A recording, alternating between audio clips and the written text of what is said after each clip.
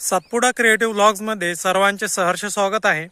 तर शेतकऱ्यांकरिता एक अतिशय महत्त्वाची बातमी तर जे अतिवृष्टी नुकसान भरपाई आहे, ज्या शेतकऱ्यांनी अद्यापपर्यंत ई-केवायसी केलेली नाही आहे अशा शेतकऱ्यांनी ई-केवायसीचा टॅब चालू झालेला आहे 3 डिसेंबरपासून। तर अशा शेतकऱ्यांनी लवकरात लवकर आपली ई-केवायसी त्वरित करून घ्यावी आणि 5 डिसेंबरपासून हे जे काही तुमची उर्वरित रक्कम आहे किंवा अनुदान आहे ते तुमच्या खात्यामध्ये वर्ग करण्यात येणार आहे। आणि त्याचप्रमाणे ज्या शेतकऱ्यांनी अद्यापपर्यंत फार्मर आयडी रजिस्ट्रेशन केलेले नाही आहेत अशांनी सुद्धा फार्मर आयडी रजिस्ट्रेशन करून घ्यायचे आहेत, जेणेकरून तुम्हाला जे अनुदान आहे नुकसान भरपाईचं ते लवकरात लवकर तुमच्या खात्यामध्ये जमा होणार आहे।